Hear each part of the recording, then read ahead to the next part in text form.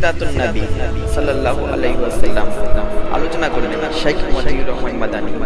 আসসালামু আলাইকুম ওয়া রাহমাতুল্লাহি ওয়া বারাকাতুহু। ইন্নাল হামদালিল্লাহ নাহমাদুহু ওয়া নাস্তাঈনুহু ওয়া নাস্তাগফিরুহু ওয়া নাউযু বিল্লাহি মিন শুরুরি আনফুসিনা ওয়া মিন সাইয়্যাতি আমালিনা। মান ইয়াহদিহিল্লাহু ফালা মুদিল্লা লাহু ওয়া মান ইউদ্লিল ফালা হাদিয়া লাহু। ওয়া আশহাদু আল লা ইলাহা ইল্লাল্লাহু ওয়াহদাহু লা শারীকা লাহু ওয়া আশহাদু আন্না মুহাম্মাদান আবদুহু ওয়া রাসূলুহু সাল্লাল্লাহু তাআলা আলাইহি ওয়া আলা আলিহি ওয়া সাহবিহি ওয়া সাল্লামা তাসলিমান কাসীরা। আম্মা বাদ। সম্মানিত দ্বীনী ভাতৃমণ্ডলী, আল্লাহ রাব্বুল আলামিনের প্রশংসা এবং প্রিয় নবী মুহাম্মদুর রাসূলুল্লাহ সাল্লাল্লাহু আলাইহি সাল্লামের উপর সালাতু সালামের পর আজ জুমাবার এশার সালাতের পরে 27শে জমাদাল উলা 1443 হিজরি মোতাবেক 31শে ডিসেম্বর 2021 আমাদের ধারাবাহিক আলোচনা সিরাতুন নবী সাল্লাল্লাহু আলাইহি সাল্লামের পর্ব নম্বর 52। বিষয়বস্তু বনু নজিরের যুদ্ধ। বনু নজিরের যুদ্ধ রাসূলুল্লাহ সাল্লাল্লাহু আলাইহি সাল্লাম সাহাবায়ে কেরামগণ করেছেন, সেই যুদ্ধের বর্ণনা। উহুদ যুদ্ধ সম্পর্কে বিস্তারিত 3টি পর্বে আলোচনা হয়েছে। তাতে রাসূলুল্লাহ সাল্লাল্লাহু আলাইহি সাল্লাম সাহাবায়ে কেরামগণ ক্ষতিগ্রস্ত হয়েছেন। তার বিশেষ কারণ ছিল, তা আপনাদের জানা আছে, তা হচ্ছে রাসূলুল্লাহ সাল্লাল্লাহু আলাইহি সাল্লামের বিশেষ একটি নির্দেশনার হুকুমের নাফরমানি করা। এর থেকে বোঝা যায় যে আল্লাহ বা তার রাসূল সাল্লাল্লাহু আলাইহি সাল্লামের নাফরমানি করলে মানুষের ইহকাল পরকালে ক্ষতি অবশ্যই হয়ে থাকে। যারা সবচেয়ে ভালো মানুষ, সবচেয়ে শ্রেষ্ঠ রাসূল সাল্লাল্লাহু আলাইহি সাল্লাম, আর সবচেয়ে ভালো মানুষ সাহাবায়ে কেরামগণ, সমস্ত আম্বিয়া রসুলগণের সাথী সঙ্গীর চাইতে শ্রেষ্ঠ সাথী সঙ্গী সহচর হচ্ছেন রাসূলুল্লাহ সাল্লাল্লাহু আলাইহি সাল্লামের সাথী সঙ্গী সাহাবায়ে কেরামগণ। তারা সকলে ভুল করেননি। এর থেকে আরও একটি গুরুত্বপূর্ণ শিক্ষা যে অন্যের ভুলের কারণে ভালো মানুষদের, যারা ভুল করেনি তাদেরও ক্ষতি হয়ে থাকে, তাদের ক্ষতি হয়ে থাকে। এই জন্য মুসলিম উম্মতকে বলা হয়েছে একটি দেহের মতো। মুসলিম উম্মতের উদাহরণ দেওয়া হয়েছে একটি পানি জাহাজের যাত্রীর মতো। পানি জাহাজের যাত্রী, তাতে নিচু তলায় কিছু আছে, ওপর তলায় কিছু আছে। নিচু তলার লোকেরা যদি ফুটো করা শুরু করে, আর ওপর তলার মানুষ যদি মনে করে আমরা তো 2 তলায় আছি, ওপরে আছি, ডুববা তোমরা ডুববা, আমাদের কিছু হবে না, তাহলে এটি পাগলামি না? ঠিক না? নিচের লোকেরা প্রথম ডুববে, তারপরে আস্তে আস্তে জাহাজটা পুরোটাই ডুববে, ওপরের লোকেরা হালাকু জামিয়ান, যেমন সহিহ বুখারী হাদিসে রয়েছে, সবাই ধ্বংস হয়ে যাবে। ঠিক তেমনি মুসলিম সমাজের যারা ভালো মানুষ, সহিহ আকীদার অনুসারী, বিশুদ্ধ ইবাদত করে থাকে, পূর্ণ ফরজ ওয়াজিব আদায় করে থাকে, হারাম নাজায়েজ থেকে বেঁচে থাকে, আচার আচরণ আখলাক চরিত্র ইত্যাদি ভালো আছে, এরা হচ্ছে ওই 2 তলার পানি জাহাজের সওয়ারির মতো। আর নিচু তলায় ওই সব লোকেরা আছে যারা বিভিন্ন অসৎ কাজে পাপে জড়িয়ে আছে, আকীদার ক্ষেত্রে, ইবাদতের ক্ষেত্রে, আখলাক চরিত্রের ক্ষেত্রে। আর এরা সমাজের যে পানি জাহাজ তাকে ফুটো করছে বিভিন্ন পাপের মাধ্যমে। এই ফুটো করা অবস্থায় যদি ছেড়ে দেওয়া হয় যে আদা খাবি স্বাদ পাবি, যেমন আমরা কিন্তু অনেকে বলে থাকি, আপনারা বলেন, হ্যাঁ, যার যে কর্ম তার সে ফল পাবে, মানে আপনার ক্ষতি হবে না, তাই না? এটা ভুল কথা না? এই শিক্ষা যেমন কোরআনে হাদিসে রয়েছে, ঠিক তেমনি সিরাতুন নবী সাল্লাল্লাহু আলাইহি ওয়াসাল্লাম উহুদ যুদ্ধে রয়েছে। রাসূলুল্লাহ সাল্লাল্লাহু আলাইহি ওয়াসাল্লাম কোনো দোষ করেছিলেন? তিনি ক্ষতবিক্ষত হইলেন না? দাঁত শহীদ হইল, মাথা মোবারক আহত হইল, জখম হইল, ঠোঁট জখম হইল, সুবহানাল্লাহ। সাহাবায়ে কেরাম 70 জন শহীদ হয়ে গেলেন। তারা সকলে সেই একটি হুকুমের বিরুদ্ধাচরণ করেননি, কিছু সাহাবায়ে কেরামগণ করেছিলেন। তারপরও তারা সরাসরি অস্বীকার করেনি যে এই হুকুম মানব না। এখন আসলে প্রয়োজন নেই, নবী সাল্লাল্লাহু আলাইহি ওয়াসাল্লাম কথাটি এই অবস্থার জন্য ছিল। কিন্তু এখন তো যুদ্ধ শেষ, যুক্তিকে নবী সাল্লাল্লাহু আলাইহি ওয়াসাল্লামের হুকুমের প্রাধান্য দেওয়া হয়েছিল। তাহলে বোঝা গেল যারা যুক্তিতে মুক্তি খুঁজে তাদের জন্য ইহকাল পরকালে ধ্বংস রয়েছে, তারা ক্ষতিগ্রস্ত।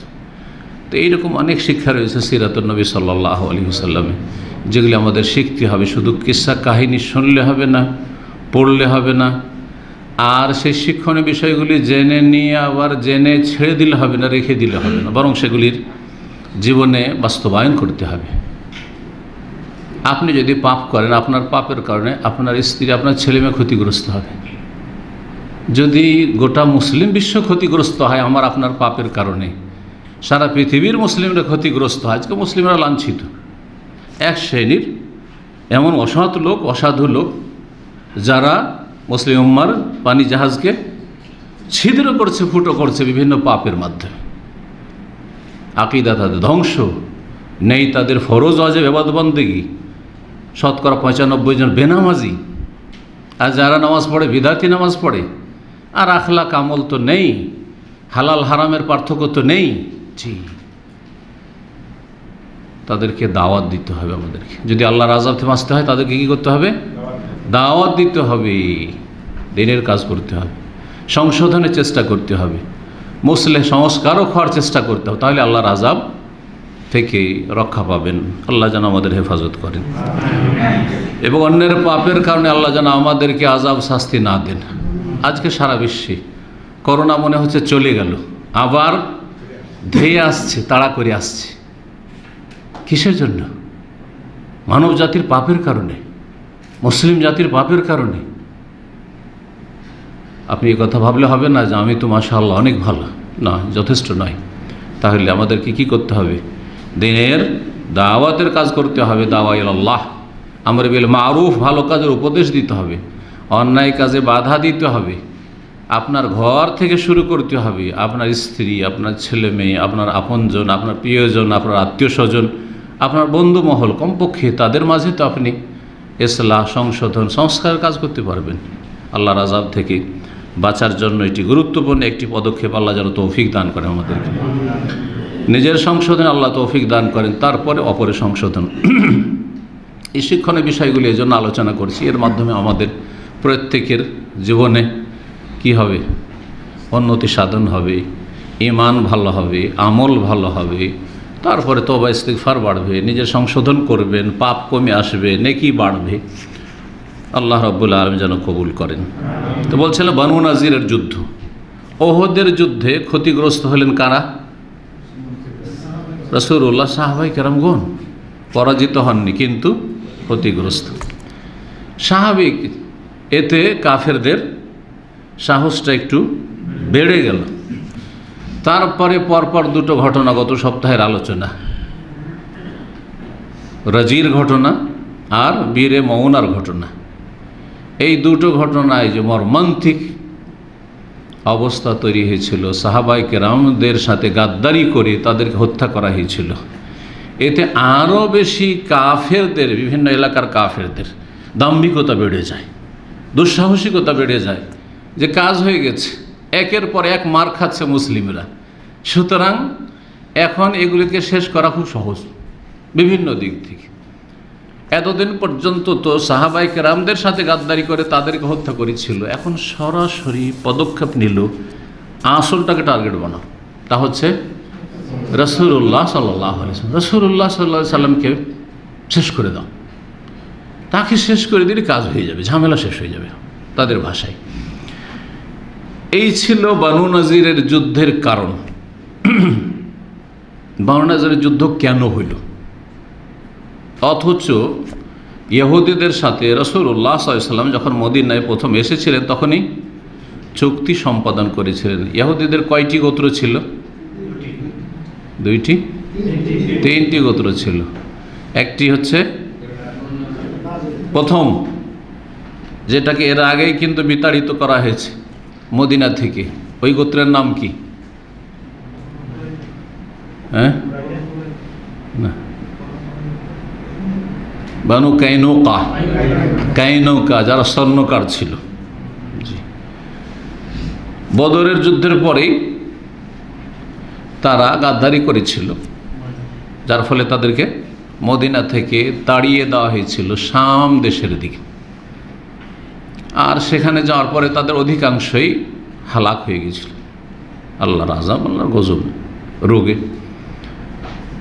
তো একটি গোত্র গেল ওইভাবে। দ্বিতীয় গোত্র হচ্ছে বানু নজির, নজির বংশ। তৃতীয় গোত্র হচ্ছে বানু কোরাইজা। এখন পালা হচ্ছে বানু নাজিরের। বানু নাজির ওই রকমই সাহস বেড়ে গেল যে মুসলিমরা একের পর এক ক্ষতিগ্রস্ত হচ্ছে, এখন এদেরকে টার্গেট করা যাক। তো টার্গেট করলো রাসূলুল্লাহ সাল্লাল্লাহু আলাইহি ওয়াসাল্লাম। কীভাবে আর কেন করলো? তাদের সাথে তো চুক্তি ছিল। রাসূলুল্লাহ সাল্লাল্লাহু আলাইহি ওয়াসাল্লামকে যে তারা টার্গেট বানিয়েছিল এবং রাসূলুল্লাহ সাল্লাল্লাহু আলাইহি ওয়াসাল্লাম যে তাদের মহল্লায় গিয়েছে তাদের সাথে কথা বলার জন্য, এই মর্মে দুটো বর্ণনা এসেছে। একই বর্ণনায় বলা হয়েছে যে রাসূলুল্লাহ সাল্লাল্লাহু আলাইহি ওয়াসাল্লামের কাছে এসে তারা তলব করলো যে আমরা এমন একটা জায়গায় একত্রিত হই যেখানে আপনার কিছু কথা আমরা শুনব। বিস্তারিত যে রিওয়ায়াতগুলিতে রয়েছে বা যে বর্ণনাগুলিতে রয়েছে সেখানে বলা হয়েছে যে আপনার পক্ষ থেকে কিছু লোক আপনার সাথে থাক, আর আমাদের পক্ষ থেকে, ইহুদিদের পক্ষ থেকে কিছু লোক, আপনারা আপনাদের ধর্মের কথা আলোচনা করবেন, আমাদের লোকেরা শুনবে, আর শোনার পরে একটা সিদ্ধান্তে আমরা আসব। যদি আমাদেরকে ভালো লাগে, আমাদের লোকদেরকে ভালো লাগে, তো আমরা ইসলাম কবুল করে নেব। কথা তো ভালো, খুব কথা চমৎকার, কিন্তু উদ্দেশ্য হচ্ছে এভাবে কাছে নিয়ে আসা আর টার্গেট বানানো, মারার চেষ্টা করা। 30 জন করে, 30 জন এই দিক থেকে, 30 জন ওই দিক থেকে। তারপরে তারা বলল 30 জন একসাথে, এইদিকে 30 জন, এইদিকে 30 জন, এত লোক একসাথে বসাবসি, আচ্ছা ওরা দূরে থাক, 3 জন করে বাছাই করা হোক, আপনাদের পক্ষে 3 জন আর আমাদের পক্ষ থেকে 3 জন। রাসূলুল্লাহ সাল্লাল্লাহু আলাইহি ওয়াসাল্লাম সাথে আবু বকর, ওমরকে নিলেন। অন্য রিওয়ায়াতে আলী রাদিয়াল্লাহু তাআলার কথা রয়েছে, 4 জন তাহলে, বা 3 জন সাহাবী গেলেন কথা বলার জন্য। তারা আগে থেকে ষড়যন্ত্র করে রেখেছে যে মুহাম্মদ সাল্লাল্লাহু আলাইহি ওয়াসাল্লাম আজকে আমাদের মহল্লাতে আসছে, তাকে আজকে কি করতে হবে? মারতে হবে, তাকে মারার জন্য ষড়যন্ত্র করতে হবে। কিভাবে? ঘোষণা করলো যে কে এমন সাহস রাখে যে মুহাম্মদকে মারতে পারবে সাল্লাল্লাহু আলাইহি ওয়াসাল্লাম। তখন আমর ইবনে জিহাস নামে এক কুখ্যাত ব্যক্তি ছিল, সে বলে আমি, অসুবিধা নেই,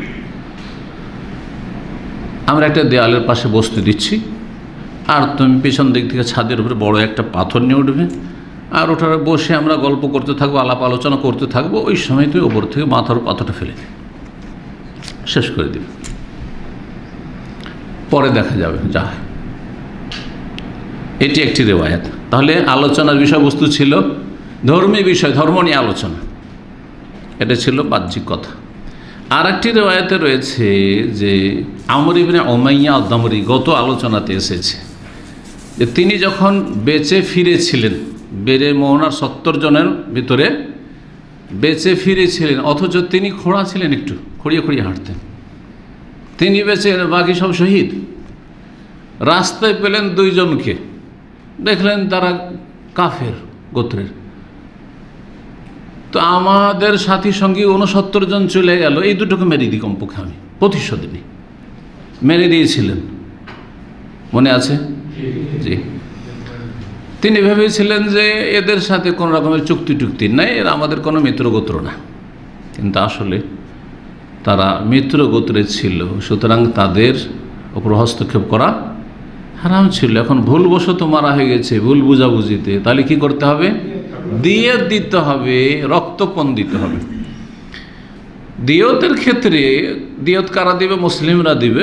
তার সাথে একটা চুক্তি ছিল ইহুদিদের সাথে যে দেখো এইরকম কোনো হতাহতের ঘটনা যদি কাউকে হত্যা করে দেওয়া হয় আর তার দিয়ত দিতে হয়, তাহলে আমরা যেহেতু মদিনাবাসী, তোমাদের সাথে আমাদের চুক্তি, তোমাদের কেউ যদি কাউকে মেরে দেয় আর রক্তপণ দিতে হয়, দিয়ত দিতে হয়, তো আমরা সহযোগিতা করব আর্থিকভাবে, আর আমাদেরকেও যদি কাউকে মেরে দেয় আর রক্তপণ দিতে হয়, তাহলে তাতে আমাদের সাথে তোমরাও সহযোগিতা করবে। এই চুক্তি ছিল।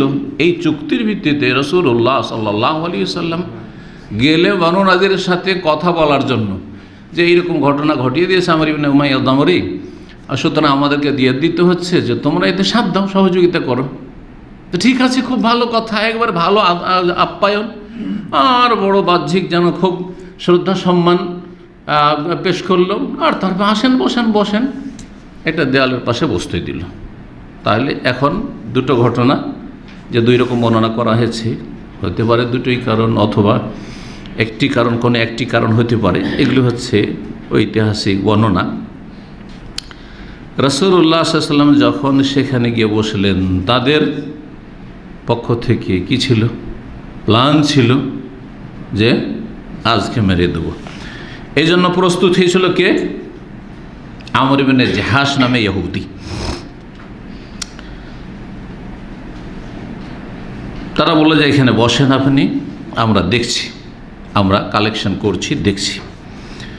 আর তারপরে ওই ব্যক্তিকে নিযুক্ত করলে এই কাজের জন্য। সাথে সাথে জিবরাইল আলাইহিসসালাতু সালাম নেমে আসলেন। কোরআনে কারীমের ওয়াহি নয়, কোরআনে কারীমের ওয়াহি ছাড়াও রাসূলুল্লাহ সাল্লাল্লাহু আলাইহি সাল্লামের কাছে ওয়াহি আসতো সকাল বিকাল।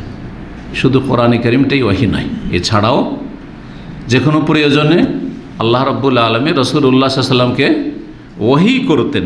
জি, তো জিবরাইল আলাইহিস সালাম এসে নবী সাল্লাল্লাহু আলাইহি সাল্লামকে তাদের ষড়যন্ত্র সম্পর্কে জানিয়ে দিলেন যে তারা কিন্তু ষড়যন্ত্র করেছে, আপনাকে এখানে বসতে দিয়েছে, আর পেছন দিকটা একটি লোক প্রস্তুত হয়ে উঠছে এক্ষুনি বড় পাথর নিয়ে আপনার উপরে ফেলবে, আপনি এখান থেকে তাড়াতাড়ি কেটে পড়েন।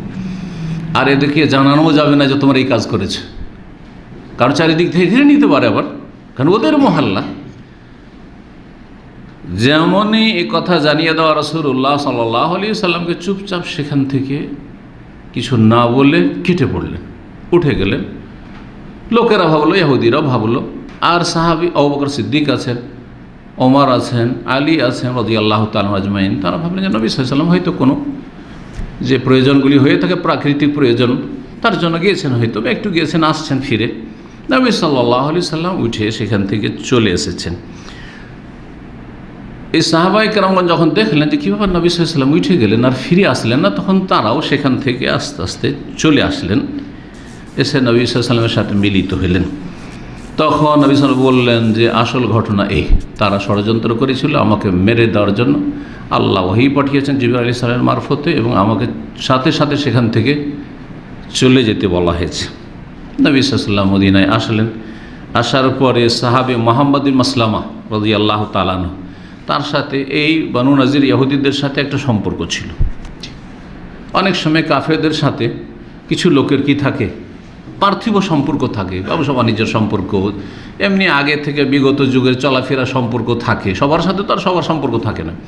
তো এই সম্পর্কের ভিত্তিতে তাকে বললেন রাসূলুল্লাহ সাল্লাল্লাহু আলাইহি ওয়াসাল্লাম উখরুজু, বললেন যে যাও সেখানে গিয়ে বলো তাদেরকে উখরুজু মিনাল মদিনা, তোমরা মদিনা থেকে বেরিয়ে পড়ো, মদিনা থেকে তোমরা বেরিয়ে পড়ো, ইহুদিদেরকে বলো ওয়ালা তুসাকিনুনি বিহা, আর তোমরা এখানে আমাদের সাথে বসবাস করতে পারবে না, কারণ তোমরা কি করেছো? চুক্তি ভঙ্গ করেছো, গাদ্দারি করেছো, বিশ্বাসঘাতকতা করেছো। ওয়াকাদ আজ্জালতুকুম আশরা, তোমাদেরকে 10 দিনের সময় দেওয়া হলো, এই 10 দিনের মধ্যে অবশ্যই তোমাদেরকে মদিনা ছেড়ে বেরিয়ে যেতে হবে নিরাপদ যদি থাকতে চাও। ফামান ওয়াজাদা বাদাহু, 10 দিন পরে কাউকে যদি এখানে মদিনায় পাওয়া যায়, ইউযরা অনুকাহু, তাহলে তার গর্দন উড়িয়ে দেওয়া হবে। জি, কারণ তাদের রক্ত হালাল, তারা কি হয়েছে? হারবি। কোন কাফের রক্ত হালাল? যে যুদ্ধে লিপ্ত হয়েছে। ভালো করে শুনে রাখেন, এই মাসলাটি এইসব জঙ্গিরা জানে না, যার ফলে জঙ্গি হয়ে যায়। আর বেদিনগুলো, নাস্তিকগুলো জানে না, অথচ তারা স্বাধীনতা আন্দোলন যখন লড়ে বা স্বাধীনতা যুদ্ধ লড়ে, তখন বলে যে আমরা ন্যায্য অধিকারের জন্য লড়াই করছি, করছে না? যখন কোনো জাতি স্বাধীনতার লড়াই করে, যেই জাতি স্বাধীনতার জন্য লড়ে, তারা কি বলে? আমরা নিজের অধিকার হাসিলের জন্য লড়াই করছি, আমরা তাহলে অন্যায় কিছু করছি না, ঠিক না? কিন্তু বিরোধী দল যারা দমন করতে চায় এই স্বাধীনতা আন্দোলনকে, তারা কি বলে? তাদেরকে কি বলে? বিদ্রোহী বলে। বিদ্রোহী বলে না? বিদ্রোহী বলে, বাগী বলে, সন্ত্রাসী বলে। এই ভাষাগুলি অবশ্যই 71-এ দুই পক্ষ থেকে ব্যবহার করা হয়েছে। এক দল মুক্তিযুদ্ধ করছে, আর এক দল কি করছে? বিদ্রোহ দমন করছে, ঠিক না? তো মনে রাখতে হবে ওইটাই, জেহাদ ফি সাবিলিল্লাহ ঠিক ওই রকমই। যারা বেদিন তারা মনে করে যে এটা তো অন্যায় কাজ, কিন্তু এটা যে ন্যায্য অধিকার, এটা ন্যায্য অধিকার, এর নাম সুবিচার। আপনার দুনিয়ার স্বাধীনতা লাভের জন্য লড়াই করা যদি ন্যায্য অধিকার হইতে পারে, তো আল্লাহর দিনের জন্য এবং আল্লাহর দিনকে মুছে দেওয়ার চেষ্টা করা হচ্ছে, আল্লাহর দিনের অনুসারীদেরকে শেষ করে দেওয়ার চেষ্টা করা হচ্ছে, গাদ্দারি করা হচ্ছে তাদের সাথে, আর বলবেন যে তারপরে তারা সুরক্ষিত না, কখনো না, তখন তারা হারবি, যুদ্ধে লিপ্ত হয়েছে। তো আশা করি বিষয়টা বুঝতে পারছেন। এই জন্য কাফের কয়েক ভাগ বিভক্ত রয়েছে। কাফের হচ্ছে মুস্তামান, যাদেরকে নিরাপত্তা দেওয়া হয়েছে, ক্ষণস্থায়ী নিরাপত্তা, কূটনৈতিক নিরাপত্তা, মুস্তামান। একদল হচ্ছে জিম্মি, যারা মুসলিম দেশে ইসলামের যে বিধিবিধান অনুযায়ী জিজিয়া দিয়ে বসত্ব স্বীকার করে আনুগত্য প্রকাশ করে থাকে, তারা হচ্ছে জিম্মি। কয়টি দল হইল? এখানে দুটি হল। আর আরেকটি দল হচ্ছে মুআহাদ, যাদের সাথে চুক্তি রয়েছে, আপনার দেশে নিরাপত্তা নিশ্চিত করে আসেনি, কিন্তু তারা অন্য দেশেই থাকে, ওদের দেশে থাকে, কিন্তু তাদের সাথে একটা কি রয়েছে? শান্তি চুক্তি রয়েছে, নিরাপত্তার চুক্তি রয়েছে, যে আমরা আমাদের দেশে নিরাপদ থাকবো, আমরা তোমাদের উপর হামলা করবো না, তোমরা আমাদের হামলা করবে না, তোমাদের ক্ষতি করবো না, আমাদের ক্ষতি করবে না। তাহলে জিম্মি, মুস্তামান আর মুআহাদ, এই তিন শ্রেণীর অমুসলিম যারা, তারা সুরক্ষিত, তাদের জান মাল সব কিছু সুরক্ষিত। তাদের উপর কেউ যদি আক্রমণ করে, তো সেই ব্যক্তি সীমালঙ্ঘনকারী, সেই ব্যক্তি না জালেম, তখন তাকে সন্ত্রাসী বলবেন, তখন তাকে জঙ্গি বলেন। কিন্তু যে হারবি, যুদ্ধে লিপ্ত, যে ফিলিস্তিনে ইহুদিরা মারছে, আর বলছে মার খেয়ে থাকো, কিন্তু যদি ফিলিস্তিনি ইহুদিকে মারে তাহলে তার নাম সন্ত্রাসী? না, কখনো সন্ত্রাসী না। বারমাই মুসলিমকে মারছে, বলছে মার খেয়ে থাকো, দেশ থেকে তাড়িয়ে দিচ্ছে, বিতাড়িত হয়ে যাও, অন্য দেশে গিয়ে অসহায় হয়ে আশ্রয় নাও, কিন্তু যদি অস্ত্র ধরার মারো তাহলে তুমি জঙ্গি না, কখনো জঙ্গি না, ন্যায্য অধিকারের লড়াই। তো এই ইহুদিদেরকে 10 দিন সময় দেওয়া হলো, আর বলা হলো এই 10 দিনের মধ্যে চলে যাও, আর যদি 10 দিন পরে তোমাদের পাওয়া যায় তাহলে তোমাদের গর্দন উড়িয়ে দেওয়া হবে। জি, এটি সুবিচার, এটি হচ্ছে অপরাধীদের সাথে সুবিচার, এতেই শান্তি প্রতিষ্ঠা হইতে পারে। এরা হচ্ছে ক্যান্সার। জি, আর ক্যান্সারে অস্ত্রোপচার করলেই তাকে সুস্থ করা যেতে পারে। জি, তারা প্রথম দিকে প্রস্তুতি নিল যে চলে যাব, মদিনা ছেড়ে চলে যাব, উপায় নেই। কিন্তু মুনাফিকদের সরদার, মুনাফিকদের প্রধান যে মদিনায় ছিল, খাজরাজ বংশের, তার নাম ছিল কি? আবদুল্লাহ বিন ওবাই মুনাফিক।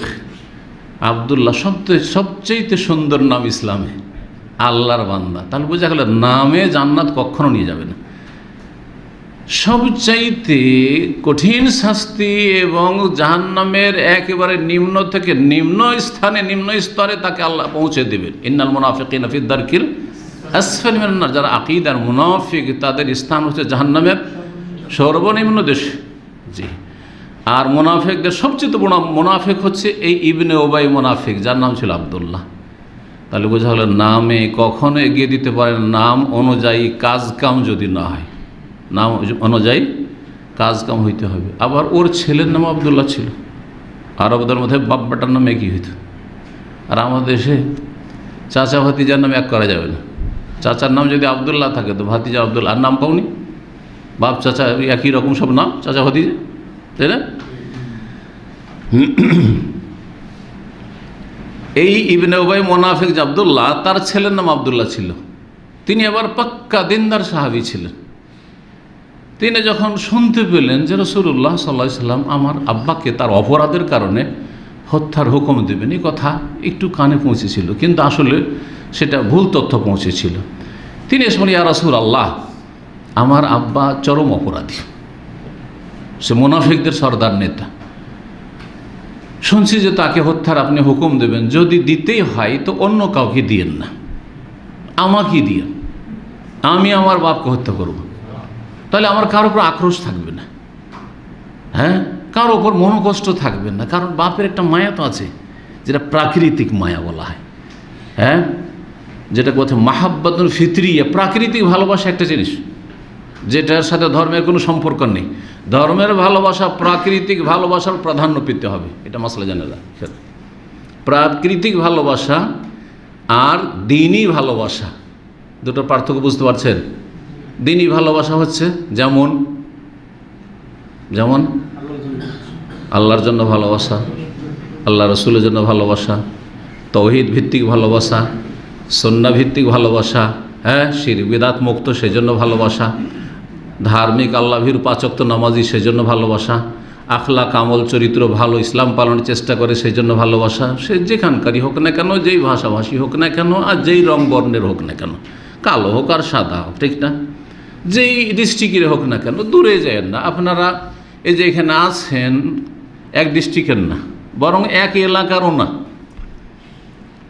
একজন এক ডিস্ট্রিক্টের হয়তো, কিন্তু আপনাদের মধ্যে যে ভালোবাসা আছে, আপনার গ্রামের লোকের সাথে ওই ভালোবাসা হয়তো আপনাদের নেই, তাই না? তো এই ভালোবাসাটা আপনাদের হচ্ছে কি? মাহাব্বাতুন দীনিয়াতুন বা ইসলামিয়া, এটা হচ্ছে ধর্মীয় ভালোবাসা, দ্বীনের ভালোবাসা। এটা সবসময় বলবৎ থাকতে হবে। এটা হচ্ছে ঈমানের পরিচয়, ইন্নামাল মুমিনুনা ইখওয়া। পক্ষান্তরে প্রাকৃতিক ভালোবাসা যেটা ন্যাচারাল জিনিস, অটোমেটিকলি হয়, একটা টান, এটা সবার আছে। এটা একটা স্তর পর্যন্ত, একটা পর্যায় পর্যন্ত জায়েজ, কারণ এটা থেকে আপনি মুক্তি লাভ করতে পারবেন না, বাঁচতে পারবেন না। কিন্তু সেই স্তরটা বা সেই আপনার সীমানা যদি ক্রস করে যায় তাহলে হারাম। যেমন প্রত্যেকে নিজের গ্রামকে বেশি ভালোবাসে কিনা, আসেন না? আপনার গ্রাম আর পাশের গ্রাম দুটো একই রকম ভালোবাসেন? আপনি আপনার জন্মভূমি যেই গ্রামে আপনার জন্ম হয়েছে, আপনার বাপ মায়ের জন্ম হয়েছে, আপনার বাপের জন্ম যেই গ্রামে আর আপনার মায়ের জন্ম যে গ্রামে, মামার গ্রাম, দুটো গ্রামকে বেশি ভালোবাসেন, ভালোবাসেন না? এটা আমার মায়ের গ্রাম, এটা বাপের গ্রাম, সবাই ভালোবাসে। আর একটু এতে যান, ডিস্ট্রিক্ট, যারা কুমিল্লার মানুষ প্রাকৃতিকভাবে কুমিল্লাকে ভালোবাসে। আমি মালদা ডিস্ট্রিক্ট ছেড়ে কখন চলে এসেছি, কিন্তু প্রাকৃতিক একটা টান, এখনও দিনাজপুর চলে গেল, হ্যাঁ, কিশোরগঞ্জে থাকলাম, বরং লাইফের অধিকাংশ এত সময় সৌদি আরবে থাকলাম যে দেশেও এত সময় থাকিনি। 60-এর কাছাকাছি বয়স হতে যাচ্ছে আমার, সৌদি আরবে হয়ে গেল 1989 এসেছি, তো কত বছর হইল? 1989 থেকে নিয়ে 32, আর বয়স হচ্ছে 58, তাহলে বাকি 32, 58তে 32 মাইনাস করেন, বাঁচে কত? 26 বছর। তাহলে ভারতের বিভিন্ন জায়গা মিলিয়ে আর তারপর অন্য দেশে কিছু সময় কাটে, সব মিলিয়ে জুলিয়ে কী হয়েছে? 26 বছর। কোনো মাদ্রাসা 1 বছর, কোনো মাদ্রাসায় 4 বছর, কোনো মাদ্রাসায় 2 বছর, কোনো জায়গায় এইভাবে গ্রামে ওই 10 বছর পর্যন্ত প্রাইমারি পর্যন্ত থেকেছি। তারপরে বিদেশ তো বিদেশ, কিছুদিন মামাদের বাড়ি থেকে, তারপরে লজিং পড়ে বিভিন্ন জায়গায়, কথা বুঝতে পেরেছেন? তারপরও সবচেয়ে বেশি ভালোবাসা, প্রাকৃতিক ভালোবাসা কার সাথে?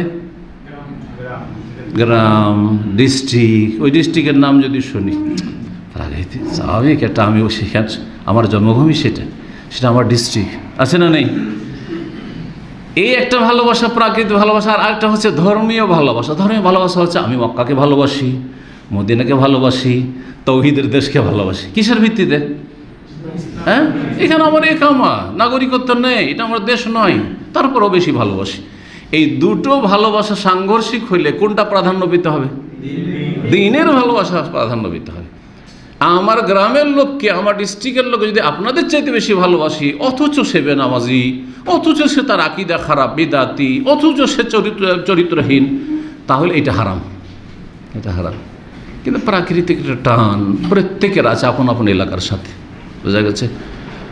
কিন্তু এই টানের কারণে সেটা এমন প্রাধান্য পেল যে আমি সিলেটি, তুমিও সিলেটি, অসুবিধা নেই, আমি তুমি একজন বেনামাজি, একজন পশ্চিমের, একজন পূর্বের, ধর্মীয় কোনো সম্পর্ক নেই, এইটা হারাম। তখন এই জন্য বললাম যে সীমিত আকারে যেটা ইসলামের সাথে সাংঘর্ষিক না হয়, দিনী ভ্রাতৃত্বের সাথে সাংঘর্ষিক না হয় তাহলে প্রাকৃতিক ভালোবাসা জায়েজ। এটা তো ভূমির উদাহরণ দিলাম। প্রাকৃতিক ভালোবাসা হচ্ছে যেমন বাঙালি জাতি খাবার মধ্যে কোনটা বেশি ভালোবাসে? ভাত আর মাছ, মাছ ভাত। এটা কি কোন ভালোবাসা? এটা ধর্মীয় ভালোবাসা, প্রাকৃতিক ভালোবাসা। কি ভালোবাসা? প্রাকৃতিক ভালোবাসা। কিন্তু এটা ধর্মের উপরে প্রাধান্য পাবে না, বোঝা গেছে? জি, এইরকমই পানির ভালোবাসা কারণ নাই, বাঁচতেই পারবো না পানি না খেলে, প্রাকৃতিক ভালোবাসা, ঠিক আছে, ইত্যাদি ইত্যাদি। যাই হোক, কথা লম্বা একটু করলাম কারণ আজকের আলোচনা একটু ছোট আছে সেই জন্য, তারপরে বেশি সময় হয়ে গেল। কি বললাম? আব্দুল্লাহ বিন উবাই নামে নাজাত নেই, কিসে নাজাত রয়েছে? কাজে কামে। আব্দুল্লাহ বিন উবাই মুনাফিক তাদেরকে বললো যে আরে তোমাদেরকে মোহাম্মদ বলবে চলে যেতে, আর তোমরা চলে যাবে ছেড়ে মদিনা? এত সহজ ব্যাপার, আমরা কি করতে আছি? কি করতে আছি? আমরা তোমাদের সাথে আছি, খবরদার তার কথা শুনবে না, আছি তোমাদের সাথে। সে বলল উসবতু ওয়ালা তাখরুজু, এখানেই থাকো, তোমরা বেরোবে না। আমার সাথে 2000 যোদ্ধা আছে, তোমাদের সাথে তোমাদের দুর্গে কেল্লায় তারা প্রবেশ করবে এবং তোমাদের সার্বিক সহযোগিতা করবে। ওয়ায়ামুতুনা দুনাকুম, তোমাদের হেফাজতের জন্য তারা জান দেবে, প্রস্তুত আছে। 2000 যোদ্ধা তোমাদেরকে দেবো, আর কি চাও? সাহস বেড়ে গেল, সাহস বেড়ে গেল। সূরা হাশরের আয়াত নম্বর 11-তে আল্লাহ রাব্বুল আলামিন এই দৃশ্যটি তুলে ধরেছেন। এখানে বলেনি যে বানু নাজিরের যুদ্ধ সম্পর্কে আর বানু নাজিরের যে পরিণাম, ভয়াবহ পরিণাম হয়েছিল, তাদেরকে নির্বাসিত হইতে হয়েছিল মদিনা থেকে, এইসব আলোচনাগুলি রয়েছে সূরা আল হাশরে। সূরা আল হাশর, জি, 28 পারার দ্বিতীয় সূরা, সূরা মুজাদালার পরে সূরায়ে হাশর শুরু থেকে প্রথম আয়াতের পরেই সাব্বাহা লিল্লাহি মা ফিস সামাওয়াতি ওয়া মা ফিল আরদি ওয়া হুয়াল আজিজুল হাকীম হুয়াল্লাযী আখরাজাল্লাযীনা কাফারু মিন আহলিল কিতাবি মিন দিয়ারিহিম লিআউয়ালিল হাশর। আল্লাহ সেই সত্তা, আল্লাহ বলছে হুয়াল্লাযী আখরাজাল্লাযীনা কাফারু, যেই সত্তা যিনি কাফেরদেরকে নির্বাসিত করেছিলেন, বিতাড়িত করেছিলেন, বের করে দিয়েছিলেন, মিন দিয়ারিহিম, তাদের বাড়িঘর থেকে, এই বানু নাজিরকে লিআউয়ালিল হাশরে, প্রথমবারে, প্রথম একত্রিত করণে। আউয়ালুল হাশর বলা হয়েছে কোরআন ভাষায়, মানে প্রথমবার তাদেরকে তাড়িয়ে দেওয়া হয়েছিল, তখন তারা গিয়ে আশ্রয় নিয়েছিল খাইবারে। আর তারপরে সেখান থেকে ওমর রাদিয়াল্লাহু তাআলা আনহুর জামানায় তাদের বদমাইশির কারণে খাইবারও আর থাকতে পারবে না, কারণ এখান থেকেও তোমরা যখন তখন কি করছো? উস্কানিমূলক কাজ করছো এবং অশান্তি সৃষ্টি করার চেষ্টা করছো, সুতরাং তোমাদেরকে তাড়িয়ে দেওয়া হলে এখানে থাকার অধিকার নেই। তখন তারা শাম দেশে নির্বাসিত হয়েছিল। এটা হচ্ছে দ্বিতীয় হাশর। কোরআনে কারীমে আল্লাহ রাব্বুল আলামিন আউয়ালুল হাশর, প্রথম হাশরের কথা বর্ণনা করেছেন। হাশর মানে হচ্ছে সমবেত করা বা একত্রিত করা। তো এই মুনাফিক নেতা কি বলেছিল? লাইন উখরিজতুম লা নাখরুজান্না মাকুম, তোমরা বের হবে কেন? আরে তোমাদেরকে বের করা হলে আমরাও তোমাদের সাথে বের হব। শুধু তোমরাই যাবে মানে আমরাও যাবো এখান থেকে বেরিয়ে। লা নাখরুজান্না মাকুম ওয়ালা নুতিউ ফীকুম আহাদান আবাদা, আর তোমাদের ব্যাপারে অন্য কারো কথা শুনবো না, মানে মুহাম্মদের কথা শুনবো না সাল্লাল্লাহু আলাইহি ওয়াসাল্লাম। ওয়ালাইন কুতিল, তোমাদের বিরুদ্ধে যদি মুহাম্মদ সাল্লাল্লাহু আলাইহি ওয়াসাল্লাম তার সাথী সঙ্গী লড়াই করে, যুদ্ধে লিপ্ত হয়, লানানসুরান্নাকুম, অবশ্যই অবশ্যই তোমাদের সাহায্য করব। কে বলেছিল? এ মুনাফিকদের সরদার। এবং তার সাথে সাথে আমরা তো আছি, এই মুনাফিকরা বলেছিল, বা মুনাফিকতা বলেছিল। কোরাইজা বংশ আছে, তোমাদের স্বজাতি, আর এক বড়, এটা সবচেয়ে বড় বংশ ছিল কোরাইজা, ইহুদি বংশ, ওরা আছে। তারপরে আরব মুশরিকদের মধ্যে গেতফান, সবচেয়ে প্রভাবশালী শক্তিশালী বংশ, তারা আছে। তারা কি করতে আছে? সবাই তোমাদের সাথ দেবে, আমরা সবাইকে বলবো যে এদের সাথ দাও। এতে বনু নাজির মনে করলো যে কাজ হয়ে গেছে, হ্যাঁ, মুহাম্মদ কিছু করতে পারবে না সাল্লাল্লাহু আলাইহি ওয়াসাল্লাম। সুতরাং তারা বলে যে না, আর যাবো না, যেতে চেয়েছিল, প্রস্তুত হয়ে গিয়েছিল যাওয়ার জন্য, যাব না। রাসূলুল্লাহ সাল্লাল্লাহু আলাইহি সাল্লামকে বার্তা দিয়ে পাঠিয়ে দিল যে ইন্না লা নাখরুজ, আমরা বের হব না মদিনা থেকে, যা পারেন তাই করে নেন, যা পারেন তা করে নেন। ফাসনা মা বাদাল্লাহ, আপনার যা ইচ্ছা তাই করেন, মদিনা ছাড়বো না আমরা। রাসূলুল্লাহ সাল্লাল্লাহু আলাইহি সাল্লামের কাছে যখন এই সংবাদ পৌঁছইল, তখন তাকবীর পাঠ করে আল্লাহু আকবার, আল্লাহু আকবরের এই যে ধ্বনি, নারা, এর বড়ই প্রভাব রয়েছে, ভীতি সঞ্চার করে কাফেরদের অন্তরে। জি, আল্লাহু আকবার বললে মানুষ শয়তান, জিন শয়তান প্রকম্পিত হয়, তাদের অন্তর কেঁপে ওঠে। রাসূলুল্লাহ তাকবীর পাঠ করলেন, সাহাবায়ে কেরাম তাকবীর পাঠ করলেন, মদিনার দায়িত্বশীল বানালেন আব্দুল্লাহ ইবনে উম্মে মাকতুম, অন্ধ মানুষকে, যে তুমি এখন মদিনা দেখাশোনা করো, মসজিদে নববীতে তুমি সালাত আদায় করো, ইমামতি করো। আর ঝান্ডা তুলে দিলেন আলী রাদিয়াল্লাহু তাআলা আনহুর হাতে। তারপরে বানু নাজিরের এলাকায় পৌঁছে গেলেন এবং তাদের অবরোধ করলেন, ঘেরাও করলেন। যখন তাদেরকে ঘেরাও করা হলো, তখন তারা তাদের দুর্গ কেল্লা ছিল, কেল্লায় তারা সুরক্ষিত হয়ে গেল। আর তারা কেল্লার ভিতর থেকেই মুসলিমদের উপর তীর বর্ষাতে শুরু করলো, পাথর ছুড়তে শুরু করলো। জি, এই বানু নাজির যে এলাকায় বসবাস করতো, মদিনার ভিতরে একটা এলাকা আছে, এখনও যারা মদিনায় থাকে বা মদিনায় জিয়ারা করে তারা জানে যে কোন এলাকায় বানু নাজির বসবাস করত। আমরা এইসব এলাকাগুলি আলহামদুলিল্লাহ জিয়ারা করেছি একসময়, যদি কোনো সওয়াবের কাজ নয়। জি, কিন্তু শিক্ষামূলক সফর আমাদের মদিনা ইউনিভার্সিটিতে মাঝে মাঝে করানো হইতো। ওস্তাদ যারা থাকেন, সিরাতের যারা বিশেষজ্ঞ ওস্তাদ থাকতেন, তাদের তত্ত্বাবধানে যাওয়া হতো, যাতে করে এলাকাগুলি দেখানো হয়। ওই এলাকায় অনেক খেজুরের বাগান ছিল, খেজুর গাছ, খেজুরের বাগান ছিল, চারিদিকে খেজুরের বাগান। আর তারপরে ওখানে তাদের দুর্গ, তো দুর্গের মধ্যে সুরক্ষিত, আর খেজুরের বাগান যেহেতু, তো মুসলিমরা তাদের পাল্টা আক্রমণ বা কিছু করতে পারছেন না। নবী করিম সাল্লাল্লাহু আলাইহি সাল্লাম দেখলেন যে এই সময় তাদের অন্তরে ভীতি সঞ্চার করার জন্য কিছু করা যেতে পারে। সেটা হচ্ছে তাদের এই খেজুর বাগানের গাছগুলি, খেজুর গাছগুলি কেটে ফেলা, খেজুর গাছগুলি কেটে ফেলা এবং অগ্নি সংযোগ করা, আগুন লাগিয়ে দেওয়া। কিছু সাহাবায়ে কেরামগণ কিছু গাছ কেটে ফেললেন, কিছু গাছে আগুন লাগিয়ে দিলেন। এতে হইল কি, তাদের মনোবল ভেঙে পড়লো, দুর্বল হয়ে পড়লো, অবস্থা খারাপ। চারিদিকে আগুন জ্বলছে এবং খেজুর গাছ কেটে ফেলা হচ্ছে।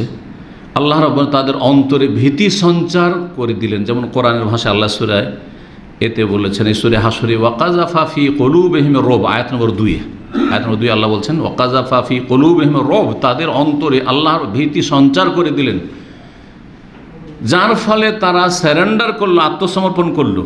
ইউখরিবুনা বুয়ুতাহুম, এবং তাদের বাড়িগুলি তারাই ভাঙচুর করতে শুরু করলো, বিরান করতে শুরু করলো। বিআইদিহিম, নিজ হাতে, ওয়াইদিল মুমিনিন, কিছু বাড়িঘর নিজেরাই ভেঙে শেষ করে দিল, যাতে মুসলিমরা ভোগ না করতে পারে। ভেঙে চুরে শেষ করেই যাব, আর সেখান থেকে যা কিছু কাজের সেগুলো উঠিয়ে নিয়ে যাব। ওয়াইদিল মুমিনিন, আর কিছু মুমিনদের হাতে। ফাতাবিরু ইয়া উলিল আবসার, হে চক্ষুষ্মান লোকেরা, হে জ্ঞানী গুণীরা, তোমরা এখান থেকে শিক্ষা নাও যে গাদ্দারি করলে পরিণামটা কী হয়।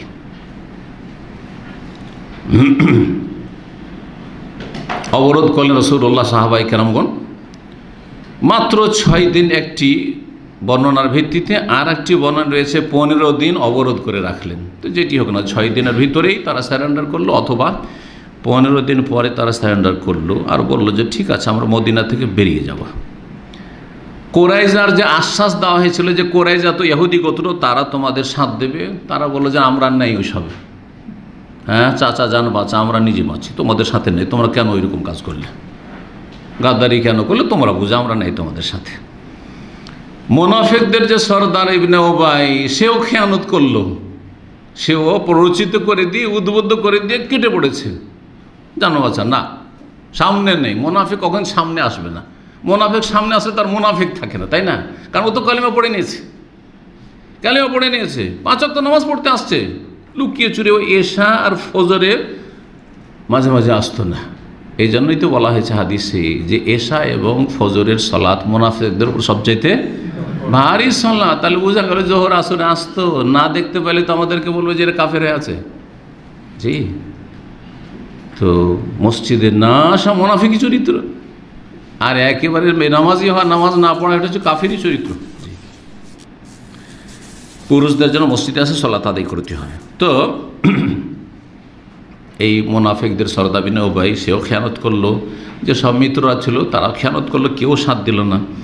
সূরা হাসরের আয়াত নম্বর 16-তে আল্লাহ রাব্বুল আলামিন সেই চিত্রটি তুলে ধরে বলছেন, কামাসালি শয়তান। এই মুনাফিকদের সরদার ইবনে উবাইয়ের আচরণটি ছিল শয়তানের মতো।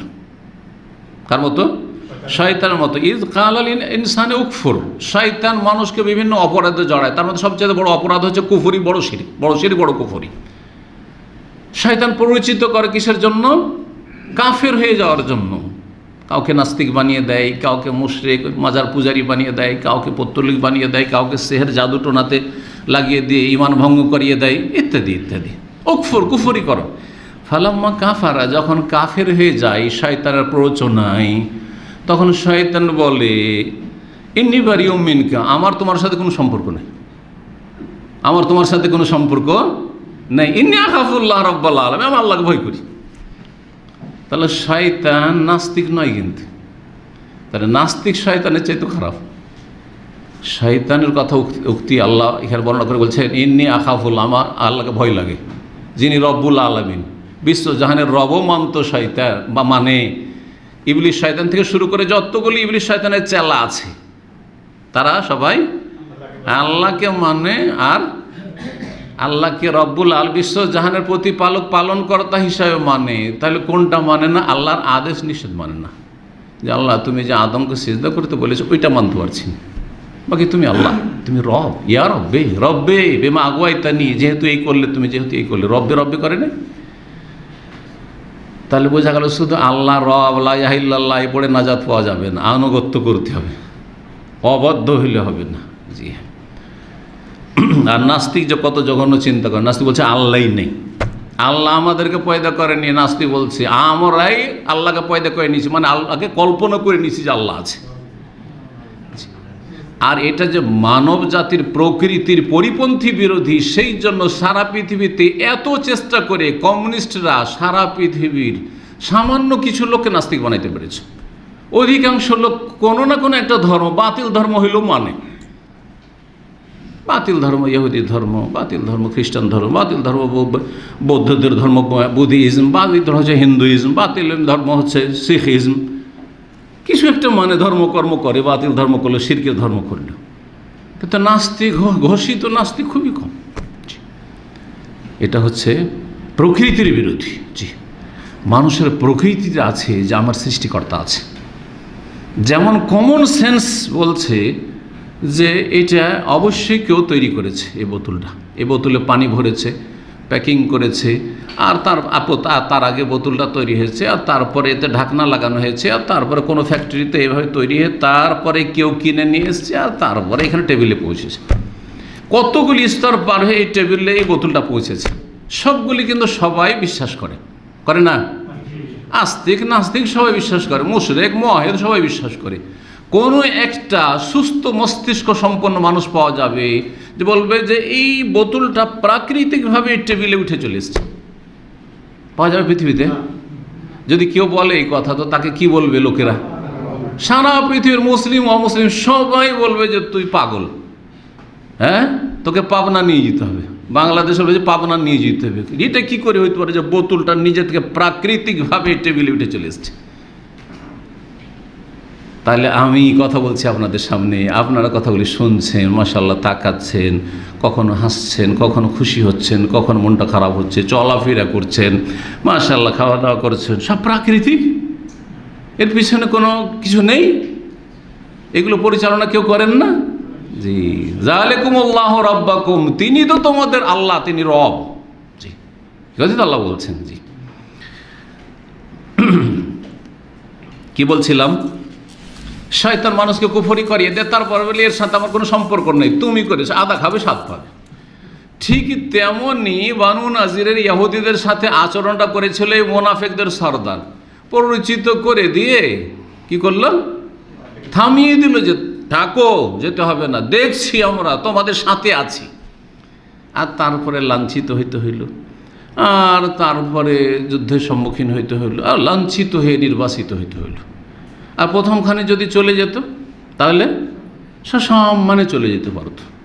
তার আগে তার একটু আরও এগিয়ে চলে যান, আর একটু আগে চলে যান, যদি তারা গাদ্দারি না করতো, বিশ্বাসঘাতকতা না করতো, তাহলে সহি সালামত সসম্মানে মদিনায় ব্যবসা বাণিজ্য চাষাবাদ যে যা করছে কত নিরাপত্তার সাথে শান্তির সাথে বসবাস করছিল।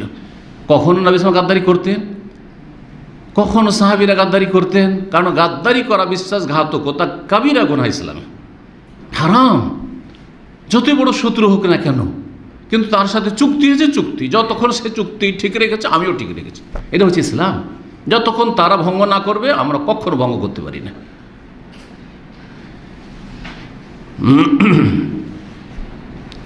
রাসূলুল্লাহ সাল্লাল্লাহু আলাইহি ওয়াসাল্লাম যখন তারা আত্মসমর্পণ করে দিল, তখন তাদেরকে বললেন যে ঠিক আছে, তোমরা এখান থেকে মদিনা থেকে চলে যাবে, আর তোমাদের সাথে তোমাদের ঘরের যা মাল সামান রয়েছে নিয়ে যেতে পারবে, টাকা পয়সা ধন দৌলত আছে সব নিয়ে যেতে পারবে, একমাত্র একটা জিনিস নিয়ে যেতে পারবে না, সেটা হচ্ছে অস্ত্র।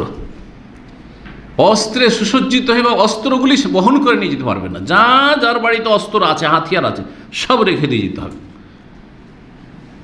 আজ কেউ যদি কোনো জাতি স্যারেন্ডার করে, হ্যাঁ কোনো সেনাবাহিনী, তাহলে কি বলবে? অস্ত্র নিয়ে থাকো না, অস্ত্রগুলো আগে কেড়ে নেবে, রেখে রাখো অস্ত্র। জি, অস্ত্রগুলো রেখে দিয়ে মাল সামান সব নিয়ে যেতে পারো। কত বড় উদারতা! এটা তো করতে পারতেন যে এতগুলি গাদ্দারি করলে, হ্যাঁ।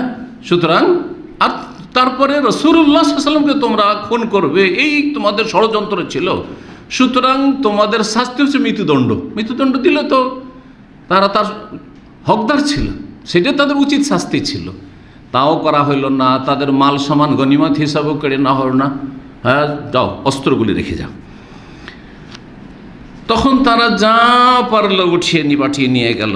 এমনকি বাড়ির যে দরজাগুলি ছিল, জানালা ছিল, সবগুলি ভেঙে ভেঙে, এমনকি বাড়ি ঘরে যত কাটাকুটি ছিল, হ্যাঁ কিলোক, সবগুলিকে উঠিয়ে উঠিয়ে নিয়ে গেল। আর যে সব খুঁটি খাম্বা ছিল, হ্যাঁ খেজুরের কাণ্ডের, সেগুলিকে উঠিয়ে নিয়ে গেল। যা পারলো উটের পিঠে করে বহন করে নিয়ে গেল তারা। এই সম্পর্কে আল্লাহ রাব্বুল সূরা হাসর আয়াত নম্বর 2-এ বলেছেন, যখন তারা বাড়িঘর ভেঙে ভেঙে খুঁটিগুলি উঠিয়ে নিয়ে যাচ্ছে, বাড়িঘরে দরজা ভেঙে নিয়ে যাচ্ছে, জানালা খুলে নিয়ে যাচ্ছে, তো বাড়িঘর বিরান করলো না? নিজের হাতে নিজের বাড়িগুলো বিরান করে দিয়ে ভেঙে চুরে তারা নিয়ে যাচ্ছে। আল্লাহ বলছেন, ইউখরিবুনা বুয়ুতাহুম বিআইদিহিম ওয়া আইদিল মুমিনিনা ফাতাবিরু ইয়া উলিল আবসার। তারপরে তাদের অধিকাংশ লোক সেখান থেকে নির্বাসিত হয়ে আশ্রয় নিল গিয়ে খাইবারে। তাদের বলা হল যে খাইবারে চলে যেতে পারো, মদিনায় থাকতে পারবে না। একদল তাদের অল্প সংখ্যক তারা শাম দেশে চলে গেল। সেখান থেকে রাসূলুল্লাহ সাল্লাল্লাহু আলাইহি ওয়াসাল্লাম জমি জায়গাগুলি এগুলো তার বহন করে নিয়ে যেতে পারে, যা বহন করে নিয়ে যেতে পারে সেগুলো নিয়ে যাও। তাহলে মাল সামান সব নিয়ে গেছে। এখন তাদের জমি জায়গাগুলি থেকে গেল। এই জমি জায়গাগুলি রাসূলুল্লাহ সাল্লাল্লাহু আলাইহি ওয়াসাল্লাম তাদের খেজুর বাগানগুলি পেলেন ফাইয়ের ধন সম্পদ হিসাবে। ধন সম্পদ কাফেরদের কাছ থেকে যা পাওয়া যায় ইসলামের দৃষ্টিতে সেগুলি দুই ভাগে বিভক্ত। সেগুলি দুই ভাগে বিভক্ত। কার জানা আছে? একটা গনিমত আর একটা হচ্ছে ফাইয়ের সম্পদ। গনিমতের সম্পদ কোনটাকে বলা হয়? দশম পারার প্রথম আয়াত সূরা আনফালে গনিমতের কথা, আলামু আন্নামা গানিমতুম মিন শাই, জেনে রাখো তোমরা যে কোনো গনিমতের সম্পদ হাসিল করবে। তো গনিমতের সম্পদ মানে লড়াইয়ের পরে, যুদ্ধ চালিয়ে যাওয়ার পরে কাফেররা যখন পরাজিত হয়, তারপরে যে ধন সম্পদগুলি হস্তগত হয় সেগুলির নাম হচ্ছে গনিমত। রক্ত ক্ষয় করে মেহনত পরিশ্রম করে লড়াইয়ের পরে যেটা পাওয়া যায়। আর লড়াইয়ের জন্য গেলেন অথবা ঘেরাও করলেন, আর তারপরে তারা কোনো রকমের লড়াইয়ের পদক্ষেপ না নিয়ে সরাসরি সারেন্ডার করলো। লড়াইয়ের কোনো পরিস্থিতি তৈরি হলো না, সারেন্ডার করে দিল। বিনা মেহনত পরিশ্রমে যেসব ধন সম্পদগুলি পাওয়া যায় সেগুলির নাম হচ্ছে ফাই। সেগুলির নাম হচ্ছে ফাই। এই ফাইয়ের বিধান সূরা হাসরে আল্লাহ রাব্বুল আলামিন বর্ণনা করেছেন। জি, ওমা আফা আল্লাহু আলা রাসূলিহি মিন আহলিল কুরা ফালিল্লাহি ওয়া লির-রাসূলি ওয়া লিযিল কুরবা ওয়াল ইয়াতামা ওয়াল মাসাকিন ওয়া ইবনিস সাবিল কাই লা ইয়াকুনা দুলাতান বাইনাল আগরিয়া মিনকুম ওয়া মা আতাকুমুর রাসূলু ফাখুযুহু ওয়া মা নাহাকুম আনহু ফান্তাহু ওয়াত্তাকুল্লাহা ইন্নাল্লাহা শাদীদুল ইকাব। রাসূলুল্লাহ সাল্লাল্লাহু আলাইহি ওয়াসাল্লাম এই জমিনগুলি তাহলে গনিমতে পাওয়া গেল না ফায়ের ধন সম্পদ হিসেবে পাওয়া গেল? অবরোধ করলেন আর তারপরে তারা সারেন্ডার করলো 6 দিন পরে অথবা 15 দিন পরে, লড়াই হয়নি তেমন। ফায়ের ধন সম্পদ সম্পর্কে যোদ্ধাদের মাঝে বন্টন করতে হবে এমন বিধান নেই, কিন্তু গনিমতের ধন সম্পদ 5 ভাগ করে 1 ভাগে রেখে নিয়ে সেটা যে কোনো কল্যাণমূলক কাজে নবী সাল্লাল্লাহু আলাইহি ওয়াসাল্লাম খরচ করবেন, আর বাকি যে 4 ভাগ থাকলো 5 ভাগের সেই 4 ভাগ কি করা হবে? যারা মুজাহিদিন লড়াই শরীক হয়েছেন তাদের মাঝে ভাগ বন্টন করে দিতে হবে। এটা হচ্ছে গনিমতের ধন সম্পদ। কিন্তু ফায়ের ধন সম্পদ রাসূলুল্লাহ সাল্লাল্লাহু আলাইহি ওয়াসাল্লামকে আল্লাহ ইখতিয়ার দিয়েছেন যে যেখানে ভালো মনে করবেন সেখানে যারা দরিদ্র মিসকিন রয়েছেন মুসলিম সমাজে, তারপরে আত্মীয় স্বজন রয়েছে, এতিম রয়েছে, অসহায় রয়েছে, তাদের মাঝে যেখানে যেটা মনে করে বিতরণ করবেন। সুতরাং যারাই সেখানে শরীক হয়েছে তাদের সবাইকে দেওয়া আর বিধান আবশ্যক নয়। সুতরাং নবী সাল্লাল্লাহু আলাইহি ওয়াসাল্লাম করলেন কি, মুহাজিরিনরা যেহেতু মক্কা থেকে খালি হাতে সব কিছু ধন সম্পদ বাড়িঘর সব কিছু ছেড়ে খালি হাতে হিজরত করে এসেছিলেন, আর এসে আশ্রয় নিয়েছিলেন পুরোপুরি এসে কার কাছে? আনসারদের কাছে, আনসারি মদিনাবাসীদের কাছে। আর মদিনাবাসীদের দ্বারস্থ শরণাপন্ন ছিলেন, মুখাপেক্ষী ছিলেন, তাদেরকে আর্থিকভাবে কিছুটা সাপোর্ট করতে চান রাসূলুল্লাহ সাল্লাল্লাহু আলাইহি ওয়াসাল্লাম। সুতরাং কী করলেন? মুহাজিরিনদেরকে বিশেষভাবে দিয়ে দিলেন। আনসারীদের শুধুমাত্র 2 জনকে এই ফায়ের ধন সম্পদ যা পাওয়া গেছিল বনু নাজিরের সেখান থেকে দিয়েছিলেন। একজন হচ্ছেন আবু দুজানা রাদিয়াল্লাহু তাআলা আনহু, দ্বিতীয়জন হচ্ছে সাহাল ইবনে হুনাইফ। কেন? তারা 2 জন অত্যন্ত দরিদ্র অভাবী মানুষ ছিলেন। বাকি যেটুকু থাকলো এদেরকে দেওয়ার পরে সেইটুকু থেকে নবী করিম সাল্লাল্লাহু আলাইহি ওয়াসাল্লাম তাঁর যে পরিবার সহধর্মিণী উম্মাহাতুল মুমিনিন ছিলেন তাদের 1 বছরের ভরণ পোষণ দিয়ে দিতেন, 1 বছরের খরচ খরচা দিয়ে দিতেন। তো নবী সাল্লাল্লাহু আলাইহি ওয়াসাল্লাম তো আচ্ছা, এখানে একটা কথা বলা হয়নি শুরুতেই, বনু নাজিরের যুদ্ধটা ঘটেছিল হিজরতের কোন সালে? আমরা ধারাবাহিকভাবে আসছি। গত সপ্তাহের আলোচনাটা ছিল রাজির ঘটনা আর বীরে মোহনার ঘটনা। সেটা কোন মাসে কোন সালে হয়েছিল মনে আছে? সফর মাসে। কোন হিজরি? 4th হিজরি। 4th হিজরির মহরম, তারপরেই সফর মাসে। এই দুটোই ঘটনা সফর মাসে। আর 3য় হিজরি তো হয়েছিল ওহদের যুদ্ধ। 3য় হিজরির শাওয়াল মাসে হয়েছে ওহদের যুদ্ধ। শাওয়াল মাসে হলো, তারপর জিলকাদ গেল, জিলহজ গেল, মহরম, তারপরে সফর মাসে এই বীরে মওনা আর রাজির দুর্ঘটনা ঘটল। আর তারপরে রবিউল আউয়াল মাস, 4th হিজরি রবিউল আউয়াল মাসে এই বনু নাজিরের যুদ্ধের ঘটনা বা বনু নাজিরের অবরোধের ঘটনা ঘটে।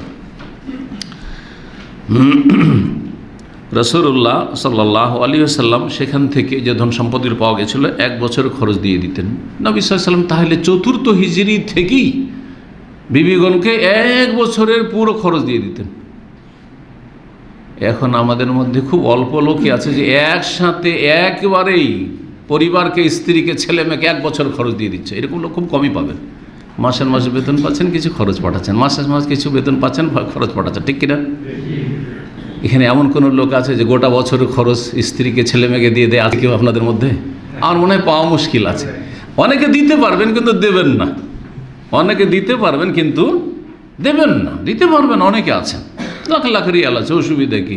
1000 করে মাসে দিলেই তো হয়ে যায় মোটামুটি, অথবা একটু বেশি, কারো কম, যাই হোক একটা আনুমানিক বললাম। তো 12 মাসে 12,000 রিয়াল বা 24,000 রিয়াল দেওয়াটা এমন কোনো ব্যাপার না অনেকের জন্য, কিন্তু দেন না। নবী সাল্লাল্লাহু আলাইহি ওয়াসাল্লামের আদর্শ কি? গোটা 1 বছরের খরচ দিয়ে দিতেন। প্রশ্ন ওঠে, 1 বছরের খরচ 4th হিজরি থেকে পেতেন উম্মাহাতুল মুমিনিন, তারপরও অভাব ঘুচত না, না খেয়ে থাকতেন। 1 মাস 1 চাঁদ গেল, 2 চাঁদ গেল, 3 চাঁদ চলে গেল, 3 মাস চলে গেল। মায়ুকাদ ফিল বাইতে নারান, আগুন জ্বালাবার ব্যবস্থা হইতো না, চুলহা জ্বালাবার ব্যবস্থা হইতো না, পাক শাক কি করবেন? কিছু তো নেই বাড়িতে। আশ্চর্য কথা তো, যেত কোথায় এগুলো সব? জি বলেন। নবী সাল্লাল্লাহু আলাইহি ওয়াসাল্লাম নিজে দায়িত্ব পালন করে দিতেন, কিন্তু সুবহানাল্লাহ উম্মাহাতুল মুমিনিন, যারা সরাসরি নবী সাল্লাল্লাহু আলাইহি ওয়াসাল্লামের সংসারে থেকে ইমানি ইসলামী তরবিয়ত পেয়েছেন, তারা ধন সম্পদ রাখতেন না, ধন সম্পদকে তুচ্ছ জ্ঞান করতেন। এগুলি দিয়ে জাহান্নামের আযাব থেকে বাঁচতে হবে, জান্নাত পেতে হবে। ইত্তাকুন নার ওয়ালাউ বিশিক্কি তামরা, তোমরা জাহান্নামের আগুন থেকে বাঁচো, যদিও একটা খেজুরের একটা অংশ থাকে, গোটা একটা খেজুরও নেই। তো তাদের কাছে আসতো গোটা বছরের খরচ আছে, তাড়াতাড়ি করে দান করে শেষ। এক মাসের মধ্যে গোটা বছরে যা কিছু দেওয়া হয়েছিল, খরচ করা সব শেষ করে দেওয়া হলো, বাকি নেই কিছু বাড়িতে। কখনো কিছু হাদিয়া তোহফা আসলো, তাহলে সেখান থেকে একটু খেলেন, একটু দুধ আসলো, একটু কখনো গোস্ত আসলো, কিছু আসলো তা আসলো। আর না হলে কি খেয়ে দিনপাত করতেন? আসওয়াদান, দুটো কালো জিনিস হাদিসে আছে, কি একটা খেজুর আর তার উপর একটু পানি পান করে নাও। আল্লাহু আকবার, সাল্লাল্লাহু আলাইহি ওয়াসাল্লাম রাদিয়াল্লাহু তাআলা আনহুন্না। জি, এই হচ্ছে ঈমান। আর আপনাকে আমাকে যদি বলা হয় যে মাসে 100 টাকা করে আল্লাহর ওয়াস্তে দান করতে হবে, যাতে করে আমাদের সমাজের অভাব দূর করতে পারি, এই প্রয়োজনটা দূর করতে পারি, এইটা আমরা করতে পারি, এই ভালো কাজটা আমরা এগিয়ে নিয়ে যেতে পারি, কতবার যে হিসাব কষবেন। 100 রিয়াল মাসে, তার মানে বছরে হয়ে গেল 1200 রিয়াল। বছরে যদি 1200 রিয়াল হয়, তাহলে 10টা বছর যদি আমাকে এভাবে দিতে হয়, তাহলে কত গেল? শয়তান এতটা হিসাব আগে করিয়ে দিয়েছে, মিনিটের মধ্যে এতগুলি হিসাব সব হয়ে গেছে। আল্লাহু আকবার, 10 বছর এত টাকা চলে যাবে, লাখ লাখ টাকা চলে যাবে, সম্ভব? অসম্ভব কথা। আউযু বিল্লাহ, খবরদার এরকম হিসাব করবেন না। জি, আল্লাহ রাব্বুল আলামিন বরকত দেবেন। আনফিক ইউনফিকুল্লাহু আলাইক, খরচ করেন, আল্লাহ বেশি খরচ করবেন। আর যে যত মুষ্টি বেঁধে নেয়, আল্লাহ মুষ্টি বেঁধে নেন, হাদিস রয়েছে। ওয়ালা তুকি, মুঠ বন্ধ করে না, মুষ্টি বন্ধ করিও না, ফায়ুকিল্লাহু আলাইক, আল্লাহ মুষ্টি বন্ধ করে নেবেন, যে দেবেন না। জি, তো এই হয়তো বানু নাজির নির্বাসিত হইল, ছেড়ে গেল কি? অস্ত্রগুলি ছেড়ে গেল, আর কিছু ঘোড়া ছিল সেগুলি রেখে গেল, যেগুলি আল্লাহর রাস্তায় রাসূলুল্লাহ সাল্লাল্লাহু আলাইহি ওয়াসাল্লাম লাগিয়ে দিলেন। অস্ত্রের মালিক, অস্ত্র ভাগ বন্টন করা হবে, এটা আল্লাহর রাস্তায় জিহাদে কাজ দিবে। এই ঘোড়াগুলি আল্লাহর রাস্তায় থাকবে, ছাড়া থাকবে, এগুলি দিয়ে আল্লাহর রাস্তায় জিহাদ হবে। নবী করিম সাল্লাল্লাহু আলাইহি ওয়াসাল্লাম যা কিছু অস্ত্র পেয়েছিলেন, সেগুলি ছিল এই রকম। 50টি শরীরের লোহার বর্ম ছিল। রণক্ষেত্রে, যুদ্ধের ময়দানে শরীরকে সুরক্ষিত, তরবারি বা বর্ষার আঘাত থেকে সুরক্ষিত করার জন্য যে লোহার বর্ম ব্যবহার করা হয়, সেটাকে দেরা বলা হয়। দেরা মানে জামাও হয়। তো এই লোহার বর্ম ছিল 50টি। 50টি ছিল মাথার লোহার টুপি। জি, আর 340টি ছিল তরবারি। 340টি ছিল তরবারি। এগুলি আল্লাহ রাস্তায় ওয়াকফ করে দিলেন রাসূলুল্লাহ সাল্লাল্লাহু আলাইহি ওয়াসাল্লাম। তারপরে এই বনু নাজিরের যুদ্ধ শেষ হইল। গত বছরে যখন ওহদ যুদ্ধ শেষ করে যায় আবু সুফিয়ান, কাফেরদের প্রধান, তখন একটি ঘোষণা দিয়ে গেছিল, চ্যালেঞ্জ ছড়ে গেছিল। সেই চ্যালেঞ্জটি কি ছিল? যে মুহাম্মদ সাল্লাল্লাহু আলাইহি ওয়াসাল্লাম, ওহদে তো আমরা বদলা নিতে পারলাম, তাহলে তোমরা গত বছর 70 জন আমাদের হত্যা করেছো, আমরাও 70 জন হত্যা করে বদলা নিয়ে নিয়েছি, প্রতিশোধ নিয়ে নিয়েছি। কিন্তু আমাদের রাগ ঠান্ডা হয়নি, কারণ আমাদের নেতাদেরকে হত্যা করেছে বদরের প্রান্তেই। আমি চাই যে বদরে আগামী বছর লড়াই হোক। চ্যালেঞ্জ থাকলো, আসছি সামনেবার বদরে লড়াই করার জন্য, দেখা হবে তোমার সাথে, লড়াই হবে তোমার সাথে, তোমার সাথী সঙ্গীদের সাথে। নবী সাল্লাল্লাহু আলাইহি ওয়াসাল্লাম সাথে সাথে চ্যালেঞ্জ কবুল করেছিলেন। প্রস্তুতি নিলেন যে আবু সুফিয়ান তো প্রস্তুত হয়ে আসছে, সুতরাং আগে থেকে পৌঁছে থাকতে হবে, পিছপা হইলে আরও সাহস বেড়ে যাবে। সুতরাং রাসূলুল্লাহ সাল্লাল্লাহু আলাইহি ওয়াসাল্লাম রওনা দিলেন বদরের উদ্দেশ্যে 4th হিজরির শাবান মাসে। 4th হিজরির শাবান মাসে, কারণ বদর যুদ্ধ গতবার যে হয়েছিল, 2য় হিজরি কোন মাসে হয়েছিল? 2 হিজরিতে হয়েছিল, রমজান মাসে ছিল। 4th হিজরি শাবান মাসে গেলেন, শাবান মাসে বেরোলেন, যে আগে থেকে কি প্রস্তুত থাকি, রমজান হলে চলে আসতে পারে। আবু সুফিয়ান আগে যেন না পৌঁছিত পারে। রাসূলুল্লাহ সাল্লাল্লাহু আলাইহি ওয়াসাল্লাম বদরে গেলেন, আর সেখানে গিয়ে 8 দিন অবস্থান করলেন আবু সুফিয়ানের প্রতীক্ষায় যে আসুক সে। নবী সাল্লাল্লাহু আলাইহি ওয়াসাল্লামের সাথে ছিল 1500 যোদ্ধা, মুজাহিদিন, 1500 মুকাতিল। 10টি ঘোড়া ছিল এবং পতাকা তুলে দিয়েছিলেন আলী ইবনে আবি তালিব রাদিয়াল্লাহু তাআলার হাতে। মদিনার স্থলাভিষিক্ত বানিয়েছিলেন, খলিফা বানিয়েছেন রাসূলুল্লাহ সাল্লাল্লাহু আলাইহি সাল্লাম মসজিদ নববীর জন্য আব্দুল্লাহ বিন রাওয়াহাকে, যে তুমি মদিনার দেখাশোনা করো এবং সালাত আদায় করবে এখানে। আবু সুফিয়ান 2000 যোদ্ধা নিয়ে বেরোলো মক্কা থেকে, 50টি ঘোড়া নিয়ে। দেখেন 1500 মুসলিমদের, ওদের হচ্ছে 2000 ঘোড়া। নবী সাল্লাল্লাহু আলাইহি ওয়াসাল্লাম কয়টি ছিল? 10টি, কিন্তু কাফেরদের সাথে কতটি ছিল? 50টি। চিন্তা করেন, সবসময় কাফেরদের সংখ্যা এবং সাজসজ্জা আর অস্ত্র সাজ সরঞ্জাম বেশি থেকেছে, তারপরেও আলহামদুলিল্লাহ বিজয় কার জন্য? ওয়ালিল্লাহিল ইজ্জাতু ওয়া লিরাসূলিহি ওয়া লিল মুমিনিনা ওয়ালাকিন্নাল মুনাফিকিনা লা ইয়ালামুন ওয়া লা ইয়াফকাহুন। জি, মাররু জাহরান নামক স্থানে আবু সুফিয়ান পৌঁছিল।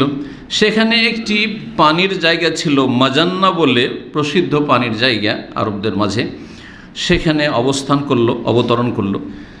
সেখানেই কিন্তু তার অন্তরে ভীতি সঞ্চার হয়ে গেল, ভয় পেয়ে গেল, যাব কি হবে না হবে। গতবার না হয় আমরা কিছু পেরেছি, যদি এবার মার খেয়ে যায়, আবার বদরের মতো আমাদের পরিণাম খারাপ হয়। এই অন্তরে কি হলো? ভীতি সঞ্চার হয়ে গেল। বের হওয়ার সাথে সাথে ওই অবস্থা, পালপিটেশন শুরু হয়ে গেছে। সাথী সঙ্গীদেরকে তখন একটা বাহানা করে বলল যে দেখো, এই বছরটা তোমাদের জন্য উপযোগী নয় লড়াই করার জন্য, লড়াইয়ের জন্য এই বছরটা উপযোগী নয়। তোমাদের লড়াই বেরোইতে হবে এমন বছরে, যেই বছরে কি হচ্ছে, বর্ষা বৃষ্টি পর্যাপ্ত পরিমাণে হয়েছে, আর ঘাস পাতা আছে, ফসল পানি হয়েছে, আমাদের গবাদি পশুগুলি চারণভূমি পাবে, ওই সময় যেতে হবে। এবং যখন গবাদি পশু ভালো চরার জন্য ঘাস পাবে, তখন দুধও দেবে, তোমাদের দুধের প্রয়োজনও রয়েছে সফরে। আর এই বছরটা হচ্ছে দুর্ভিক্ষের বছর, খরার বছর, সুতরাং আমাদের এ বছরটা যাওয়া ঠিক হবে না, এবছর যাওয়া ঠিক হবে না। জি, যারা নেতৃত্ব দেয় তারা ভিতরে যত ভয় ভীতি থাক, হ্যাঁ, অন্য অন্য যোদ্ধাদেরকে জানতে দিতে চাই না, নাহলে সবার মনে হবে আরে আসলটাই গেছে, তা আমরা কি করব, তাই না, যেন প্রকাশ করে না। সুতরাং আমার মত হচ্ছে ওয়াইন রাজন ফারজু, আমি ফিরে যাই তোমরাও ফিরো, চলো। মনটা চাইছে যে চলো ফিরে যাই, এ বছরটা ঠিক হবে না। সুতরাং কোনো রকমের আর আগে কোনো পদক্ষেপ না নিয়ে ফিরে চলে গেল। নবী করিম সাল্লাল্লাহু আলাইহি ওয়াসাল্লাম সাহাবায়ে কেরামগণ বদর প্রান্তে পৌঁছেছিলেন। সেখানে যতদিন অবস্থান করেছিলেন, সেখানে কিছু ব্যবসা বাণিজ্য করলেন, বদরে গিয়ে কিছু ব্যবসা বাণিজ্য হয়ে গেল। মুহাজিররা ব্যবসা বাণিজ্য বুঝতেন, আর সেখানে গিয়ে বেশ কিছু লাভবানও হলেন। আর আশেপাশে যত কাফের গোত্রগুলি ছিল, সেগুলির অন্তর্ভীতি সঞ্চার হলো যে মুহাম্মদ সাল্লাল্লাহু আলাইহি ওয়াসাল্লাম তার সাথী সঙ্গীগণ এখানে লড়াই করার জন্য আগে থেকে এসে বসে আছে, আবু সুফিয়ান আসতে পারেনি, এলো না, ও চলে গেল ফিরে। এটা কি, হ্যাঁ, ধাক জমবে না, প্রভাব তৈরি হবে, তাই হয়েছিল। আর আলহামদুলিল্লাহ তারপরে চারিদিকে নিরাপত্তা প্রতিষ্ঠা হলো, আলহামদুলিল্লাহ। 1 বছর চলে গেল, তারপরে দীর্ঘ সময় কোনো কাফের শক্তি এই দুঃসাহসিকতা দেখায়নি যে মদিনার ওপর হামলা করার জন্য আসি। রাসূলুল্লাহ সাল্লাল্লাহু আলাইহি ওয়াসাল্লাম এর মাধ্যমে মদিনার চারপাশকে নিরাপদ মোটামুটি করে ফেললেন। আর তারপরে যখন মদিনার চারিদিক থেকে নিশ্চিত হয়ে গেলেন যে আর কোনো রকমের আক্রমণের আশঙ্কা তেমন নেই, তখন চিন্তা করলেন যে আরেকটু দূরে যাই লড়াইয়ের জন্য, আরেকটু দূরে যাই কাফেরদের ওপর প্রভাব বিস্তারের জন্য এবং কাফেরদেরকে ভীত সন্ত্রস্ত করার জন্য। আর বিশেষ করে মুশরিকদের ছাড়া যে আশেপাশে খ্রিস্টান জগৎ রয়েছে, আর তারা বড়ই শক্তিশালী প্রভাবশালী সামদেশে, কারণ সেখানে তাদের কি রয়েছে, পরাশক্তি রয়েছে, হ্যাঁ, রোমান শক্তি। যে কারণ সেই যুগে দুটো পরাশক্তি ছিল, বড় শক্তি ছিল, একটি ছিল পারস্য শক্তি, আর একটি ছিল রোমান শক্তি। তা রোমানদের নেতৃত্ব বা রাজত্ব ছিল বর্তমান তাবুক এবং আপনার দৌমাতুল জন্দল। দৌমাতুল জন্দল কেউ দেখেছেন? দৌমাতুল জন্দল, মাশাআল্লাহ, দৌমাতুল জন্দল। আর দৌমাতুল জন্দলের পাশেই হচ্ছে জৌফ, সাকাকা তো গিয়েছেন মনে হয়, না জাননি? সাকাকা আমি আলহামদুলিল্লাহ দাওয়াতি কাজের মাধ্যমে সৌদি আরব প্রায় এলাকা ঘুরেছি। দৌমাতুল জন্দল গেছি, জৌফ সাকাকাতে বক্তব্য করেছি, আরে বক্তব্য করেছি, রাফাতে বক্তব্য করেছি, এই সবগুলি গিয়েছি। আর এই জৌফ সাকাকা যে আছে, জৌফ ইউনিভার্সিটি এবং ইউনিভার্সিটির ভিতরে গেছি, ঘুরেছি। ওখান থেকে মাত্র 30-40 কিলোমিটার হবে দৌমাতুল জান্দাল।